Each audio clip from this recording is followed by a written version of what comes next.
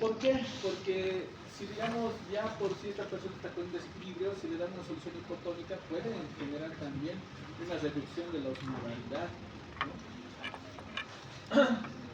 Las soluciones dextrosadas tienen comportamiento hiposmolar. ¿Por qué? Porque cuando ustedes dan una solución, digamos, de dextrosa, es como si le dieran simplemente agua destilada al paciente, porque la dextrosa rápidamente se va a introducir en las células y lo único que va a quedar ahí es el agua. Tal vez alguna vez se han preguntado, ¿por qué no hay solución de agua destilada directamente para un deshidratado? Entonces es porque no se requiere, ¿no? Porque la dextrosa, la solución de dextrosa es como agua destilada. La dextrosa se entra a las células y lo que queda es agua. Entonces, si uno quiere solamente agua, usa las soluciones de dextrosa. La máxima osmolaridad vía periférica que pueden utilizar nos dice 800 a 900 miliosmoles. ¿Qué pasa si usan más? Entonces ahí aparecen lo que es los signos de la flebitis.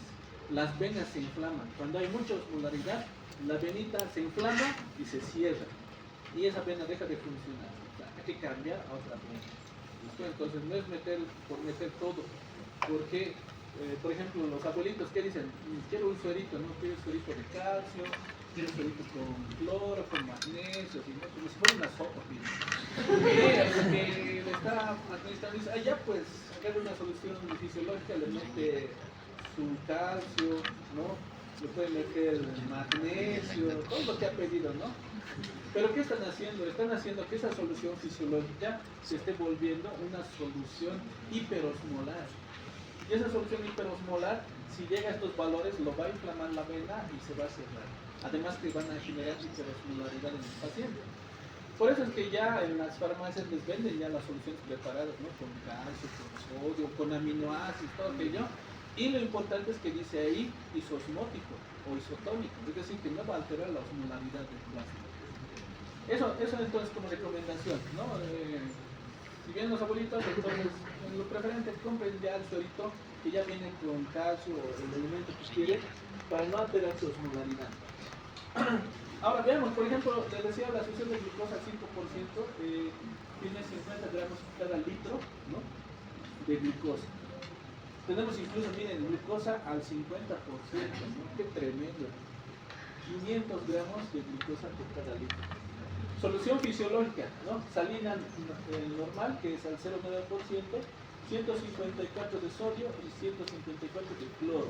Nada más, ¿no? Solo tiene eso. Imagínense, hay la hipertónica, solución salina al 3%, 513 de sodio y 513 de cloro. Nada más. Salina al 0,45, que les decía, ¿no? Que era la hipotónica. 77 de sodio, 77 de cloro. Ringer, 147 de sodio, 56 de cloro, ya tiene potasio, ¿no? 4 de potasio y 2,2 de calcio. ¿Ven? Y ahora diríamos, pero ¿por qué bajó el sodio, no? Entonces eso es porque todos ellos juntos van a generar una osmolaridad muy cercana a la fisiológica, ¿no? Entre 280 y 290, ¿no? Por eso es que tiene que bajar unos, porque ya hay otros componentes, ¿no? Luego tenemos el Ringer lactato, llamado también de Hartmann, 131 de sodio o 111 de cloro, también tenemos potasio 5, tenemos 2 de calcio, ¿no? Pero este ya viene con lactato. Entonces, ¿qué es el lactato? El lactato es un nutriente que genera calorías, es como glucosa. Imagínense que es glucosa eso, porque se va a servir a las células para empezar a generar energía. ¿Listo?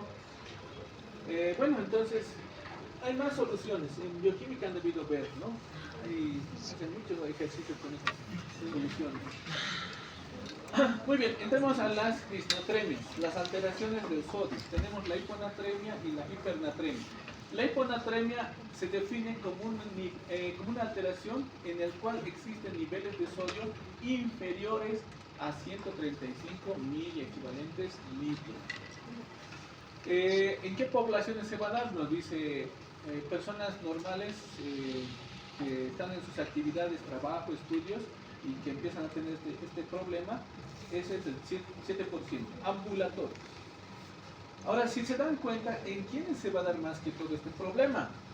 Personas que están hospitalizadas, ¿no? Entonces, no es tan frecuente encontrar un paciente con hiponatremia, Pero si ya están internados, ahí sí es más frecuente encontrarlos. ¿Y dónde es mucho más?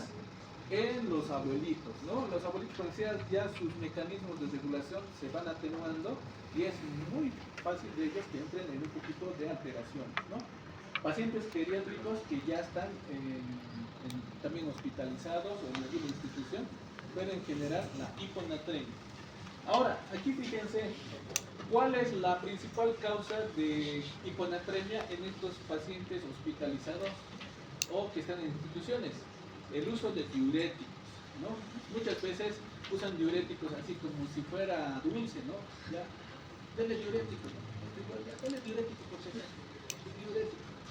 Entonces, nos dice que un 48% de estos pacientes es por el uso excesivo de diuréticos que generan las hiponatremias. Uso de analgésicos, ¿no? ¿Por qué los analgésicos? Los AINES, ¿qué? Inhiben las prostaglandinas. Las prostaglandinas hemos visto que era necesario para una buena filtración, ¿no? Y para que se formen. Porque los abuelitos son capos en tomar analgésicos.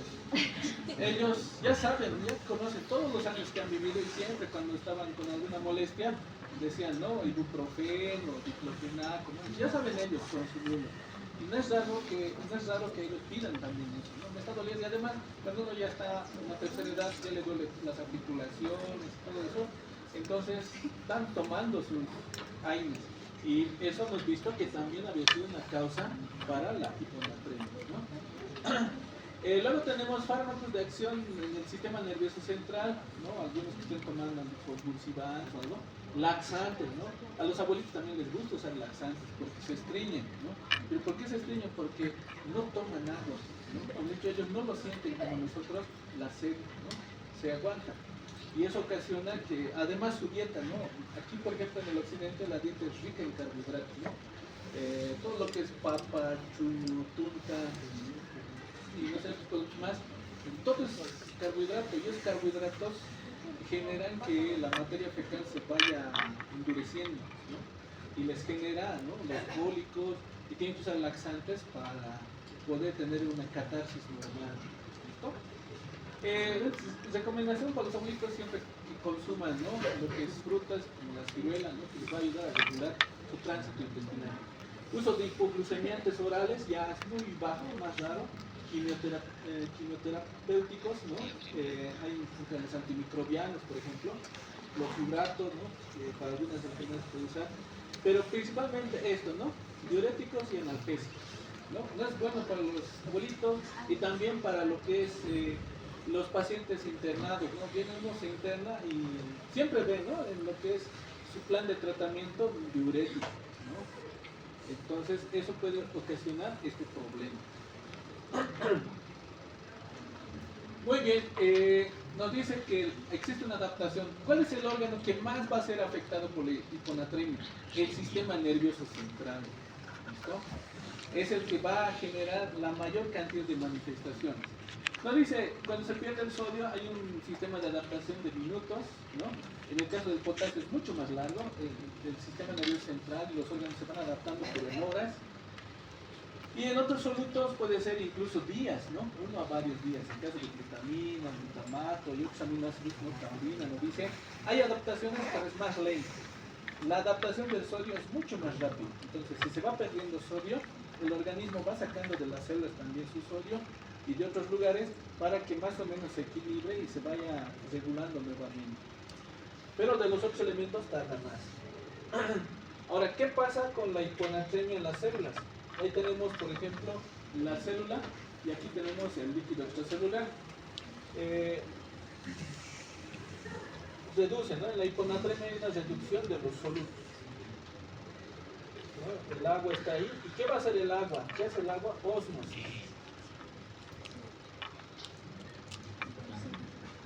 Eso, ¿no? ¿Por qué ha pasado eso? El agua hace ósmosis, ¿y qué nos dice la ósmosis? Va a ir de un lugar de menor concentración a un lugar de mayor concentración. Si el líquido extracelular ahora es de menor concentración porque hay hiponatremia, hay menos sodio, el agua se va a desplazar hacia las células, al interior de las células, y va a generar edema celular. Y si esto continúa, las células van a aumentar de tamaño y puede llegar a un punto donde ya la membrana no pueda sostener tanta cantidad de agua y explota. Bueno, no va a explotar, ¿no? Se va a romper y se va a salir todos los componentes intracelulares, ¿no? Entonces, ese es el efecto de una hiponatremia. La hiponatremia puede llegar a llevar a lisis celular, ¿no? Por edematización, por exceso de líquido que va ingresando a las células. Ese es el efecto de la hiponatremia. Muy bien, entonces, ¿cuál es el órgano que más se va a afectar por estos cambios? En este caso la hiponatremia, el sistema nervioso central, ¿ya? Aquí vemos entonces su cerebrito normal, ahí ven sus ventrículos, ¿no? Todo bien, ¿no? Los laterales, todo aquello. Pero cuando existe hiponatremia va a pasar esto, ¿no? Todo se ha vuelto una masa, ¿no? Porque las células, en este caso las neuronas, se han llenado de agua y han empezado a expandirse, ¿no? Se han ensanchado. Se ha perdido los ventrículos laterales, ya no se ve porque ya el tejido cerebral se ha comprimido en ese lugar. También el tercer ventrículo no se ve, se ha comprimido todo y se ha empezado a edematizar. ¿Esto qué es? Es un edema cerebral. ¿Listo? Edema cerebral por hiponatremia. ¿Ya? Entonces ahí pueden ver la comparación de dos imágenes, ¿no? Normal, edema, ¿no? Edema, normal. De todas maneras, no es que por un poquito, digamos, de hiponatremia vamos a llegar a esto, ¿no? Esto va a ser los severos, ¿no? El grado 3 que les contaba, y también cuando realmente el sodio está ya casi llegando a 115 miliequivalentes, ¿no? Entonces, en esos casos es cuando ya se tiene problemas. En los leves existe, como dice, mecanismos de compensación. Los mecanismos de compensación lo que van a hacer es eso, ¿no? Reduce lo que es los sodios, pero vuelve a aparecer. ¿Qué ha pasado? Entonces se está sacando sodio de otros lugares, como por ejemplo el líquido intracelular. Entonces va dando algunos sodios, como son millones de células, entonces va a reponer unos cuantos miliequivalentes que se hayan perdido. Eso es entonces el detalle del sodio. El sodio va a tener un mecanismo de adaptación casi rápido, en cuestión de minutos. ¿Listo? Por tanto, hay que tener cuidado en una situación que va a ser la rehidratación o la restitución, ¿no? Entonces, como pueden ver, ¿de dónde ha salido todos esos miliequivalentes? De la célula, ¿no? Está donando sus sodios para que el líquido extracelular vuelva a estar normal. Bueno, lo contrario sería la deshidratación, ¿no? Muy bien, ahora la clasificación bioquímica de las hiponatremias. Tenemos hiponatremia leve, moderada y grave, ¿no? Leve de 130 a 135, ¿no? Dijimos normalmente de 135 a 145, ¿no? Entonces de 130 a 135 es leve, ¿no? Esta persona no va a tener muchos signos, síntomas, y tranquilamente al consumir algún alimento con sodio ya lo ha repuesto sus deficiencias, ¿no? Eso recordemos, no es que le baja el sodio, ya no más hay que estar dándole soluciones parenterales. Oralmente puede reponer. Recordemos que existen los planes de rehidratación oral, donde justamente uno de los componentes es el sodio, ¿no? La moderada de 125 a 129, entonces lo importante es que esté consciente el paciente, puede reponerse por vía oral. Grave menor a 125, y si va llegando a 115, eso puede causar la muerte. Entonces, estamos viendo que entre los dos estados de disnatremia, la hipo y la hiper, la hipo había sido peligrosa, ¿no? Porque genera un edema cerebral y puede llevar a la muerte.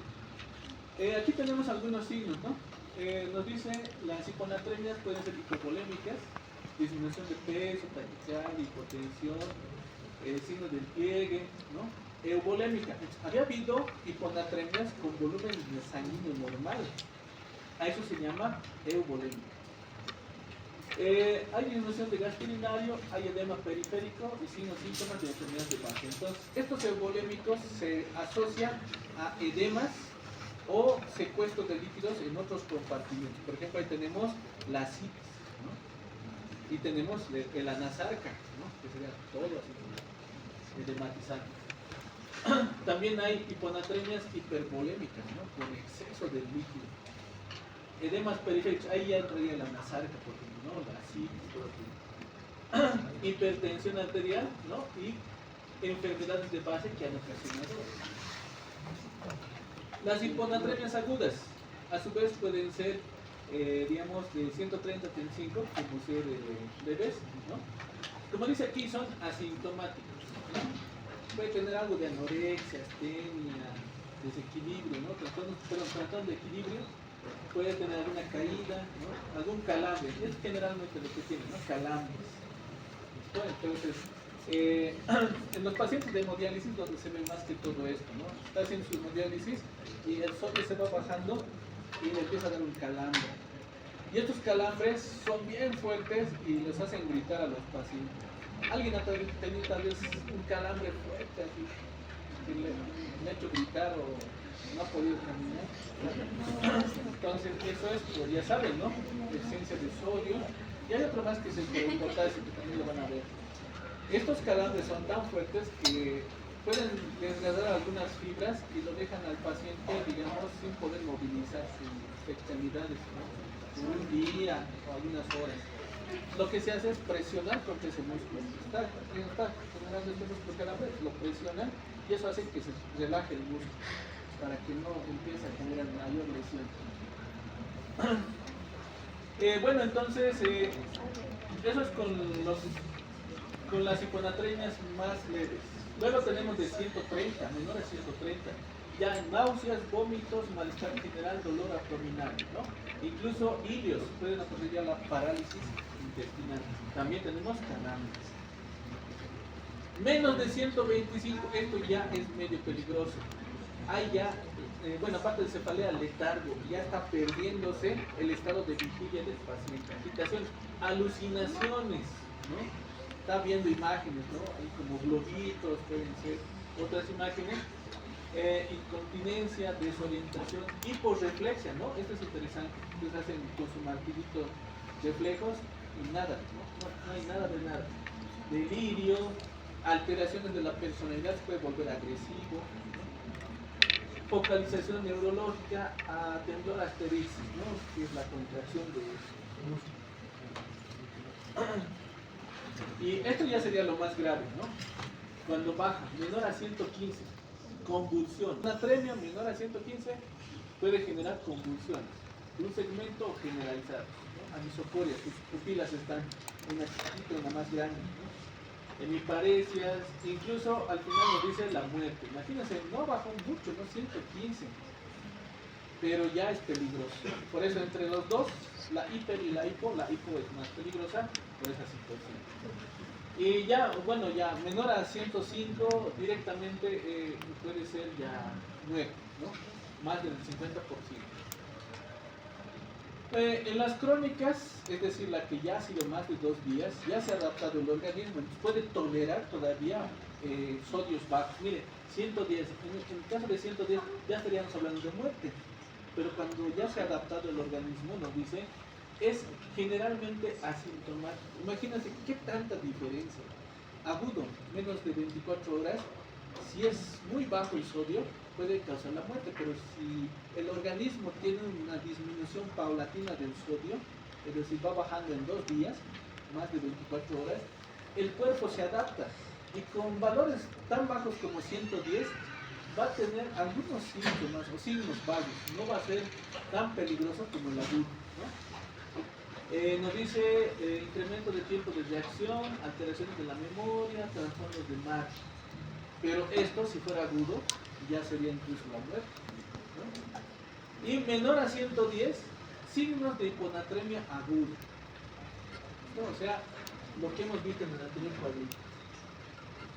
Puede ser desde aquí hasta aquí. Pero debajo de 110, que si fuera agudo, sería muy peligroso.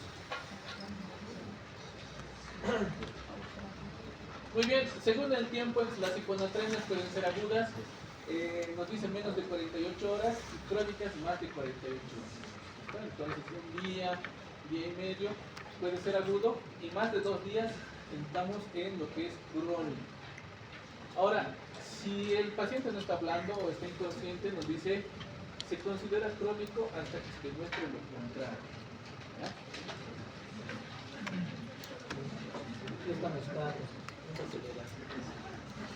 Esta es la clasificación también de las hiponatremias, pseudohiponatremia, la isotónica, hipertónica, hipotónica. Estas hipotónicas a su vez pueden ser hipovolémicas, euvolémicas, hipervolémicas. Ya hay los valores, ¿no? Sodio menos de 135, la osmolaridad puede ser de 280, ¿no? Hipotónico, entre 280 y 295 iso, y más de 295 hipertónico.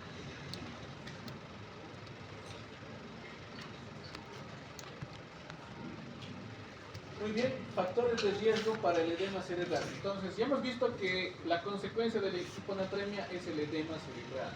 Pero ¿quiénes son los más propensos a desarrollarlo? Niños, ¿no? Menores de 16 años. Mujeres premenopáusicas, ¿no? La asociación con hipoxemia, lesiones cerebrales actuales o antiguas, ¿no? Que haya tenido ya algún caso de edema, por ejemplo.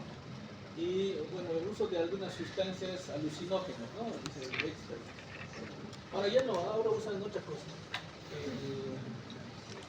Sí, ahora la pandemia del éxtasis. Se mete el nombre. ¿Han escuchado en las noticias? Estados Unidos, pandemia del fentanilo. Fentanilo, exacto. Ahora ya no es la cocaína, ahora es el fentanilo. Mucho más peligroso, ¿no? Esto, ¿no? Bueno, ya sabemos que entonces, ¿cómo clasificar las hiponatremias? Ahora tenemos que, digamos, reponer la pérdida de sodio, pero nos dice no tratar de sobrepasar los 10 mil equivalentes en 24 horas. Se debe corregir lentamente, es decir, mucha, no, le falta, digamos, 20 mil equivalentes, ya los 20 le pongo. No se repone así, se hace lentamente, ¿no? Nos dice menor de 120 a 125 el primer día, es decir, esto no es inmediato la reposición. ¿Listo? Y se debe vigilar cada 6 horas con controles de sodio. Solamente se usa bolos si hay manifestaciones neurológicas, ¿no? Eso que es la pérdida de conciencia y algún otro manifestaciones neurológicas. Ahora, ¿por qué no se debe reponer rápidamente? Esta es la razón. Si ustedes reponen, digamos, estaba en 120 y le suben rápidamente a 140 o 145, entonces le ocasionan este problema que es la desmielinización osmótica. ¿Listo?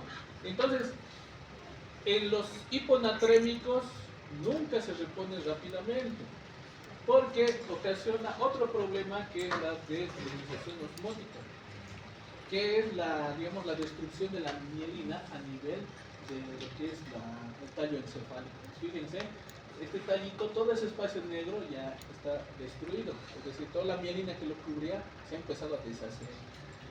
Esa es la consecuencia de una restitución de sodio rápido, más de 10 miliequivalentes en una hora. Entonces, esto, ¿cómo se va a manifestar? Que el paciente va a empezar a tener convulsiones, cuadriplegia, puede entrar en coma, parálisis cerebrovulvar, incluso llegar a la muerte.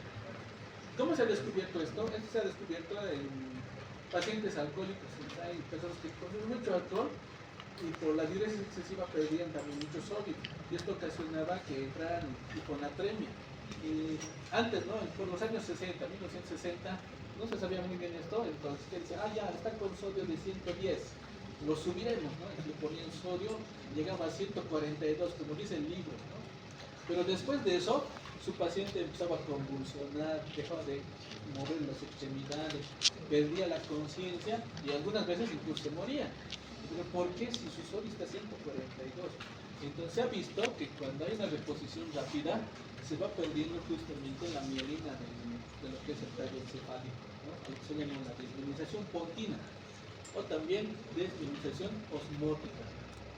¿Listo? Entonces, ese es el detalle de la corrección rápida en pacientes con hiponatremia.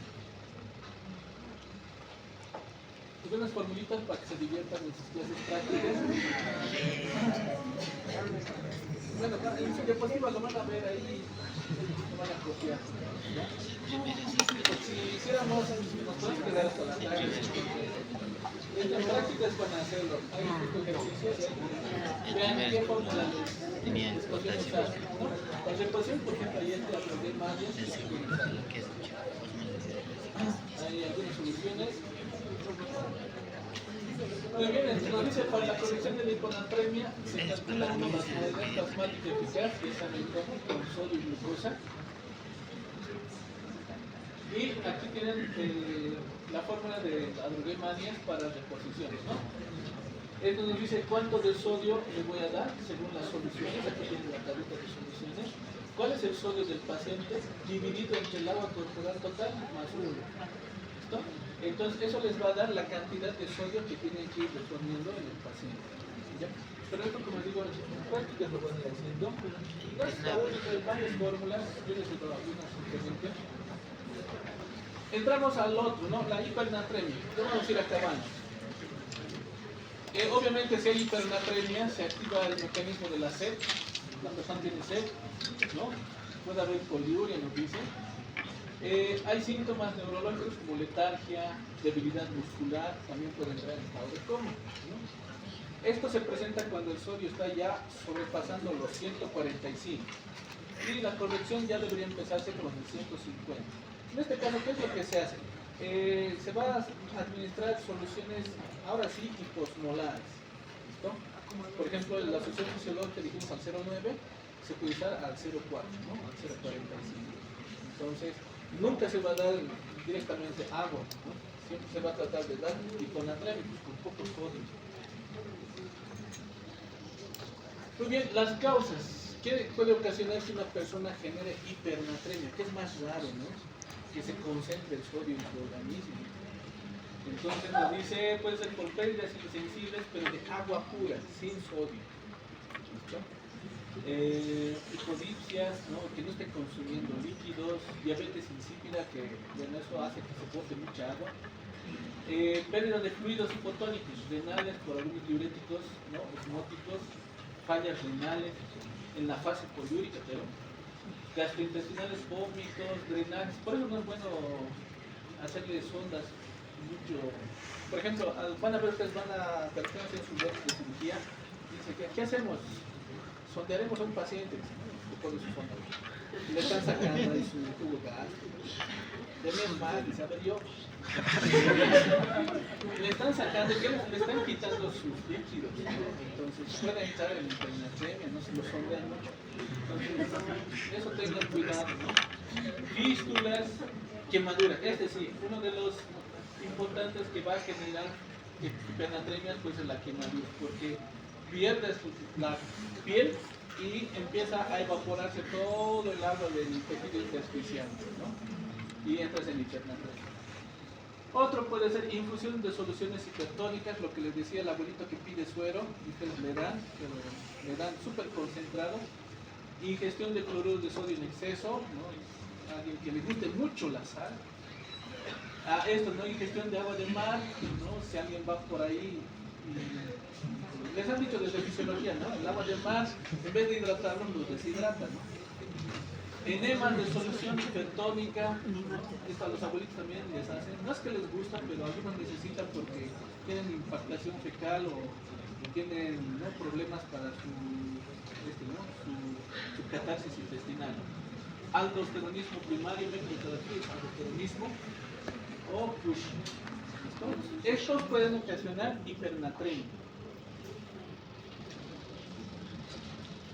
Bueno, ¿qué se hace en la hipernatremia? Nos dice primero la causa, ¿no? No es que corregimos el exceso de sodio, primero hay que ver cuál es la causa y se corrige primero la causa.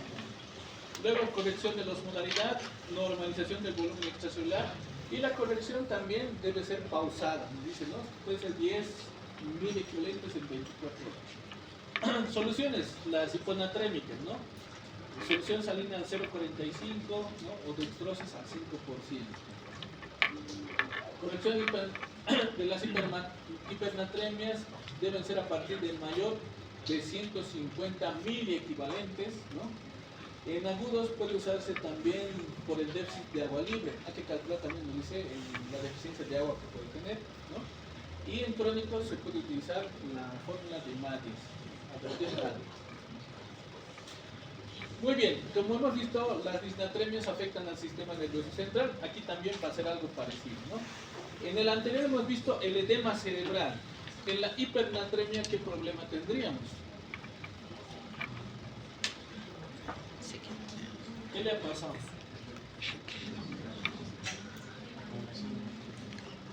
Deshidratación, ¿no? En este caso ha habido deshidratación. Se ha reducido el volumen de la masa cerebral. Pero no hay mucho problema porque se repone líquidos y vuelve a su tamaño.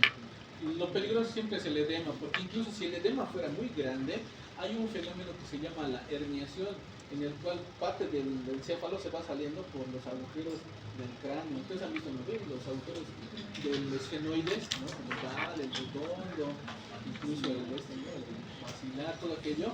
Entonces, cuando la presión incrementa en el cráneo, como es cerrado, el encéfalo empieza a salirse por estos agujeros, ¿no? No les digo que en la hiponatremia se va a pasar esto, sino va a haber, digamos, si es muy grande la presencia de líquido en el cráneo, puede empezar a salir por ahí. ¿Dónde sí se va a presentar esto? Va a ser en los accidentes cerebrovasculares, donde hay hemorragia, la sangre empieza a acumularse en el cráneo y empieza a desplazar al encéfalo. Y el encéfalo no tiene dónde irse, entonces empieza a salir como polino por los huesitos del cráneo. Obviamente eso ya no tiene reparación. Las hemorragias son muy peligrosas, ¿no? Dentro del cráneo, o alguna masa que esté. Bueno, entonces lo que tenemos aquí es una deshidratación, ¿no? Y nos dice que hay una adaptación lenta y, como han visto, entonces el organismo también se va adaptando a estos estados. ¿Qué es lo que no tienen que hacer? Nos dice hacer una reposición rápida. Si ustedes le meten líquidos rápidamente, van a generar lo contrario, que va a ser un edema cerebral. ¿Listo? Por eso les dice las reposiciones son lentas. ¿Listo? En las hiponatremias, en las hipernatremias. Bueno, aquí está la fórmula de Maddis, nos dice solución de sodio que vas a aplicar, menos el sodio que se encuentra en la sangre, es dividido entre el agua corporal total más 1, ¿no? Entonces, en este caso, como queremos más darle líquido que sodio, usamos las soluciones que sean hiposmolares, ¿no? Al 0,45, por ejemplo, ¿no? O al 0,2, ¿no? Que son, digamos, soluciones hiponatrémicas, isosmóticas. Y eso va a dar agua, pero no nos va a generar una corrección rápida, no nos va a generar lo contrario, que sería el edema cerebral. Bueno, entonces, con eso vamos a concluir. Eso sería todo. Muchas gracias a todos.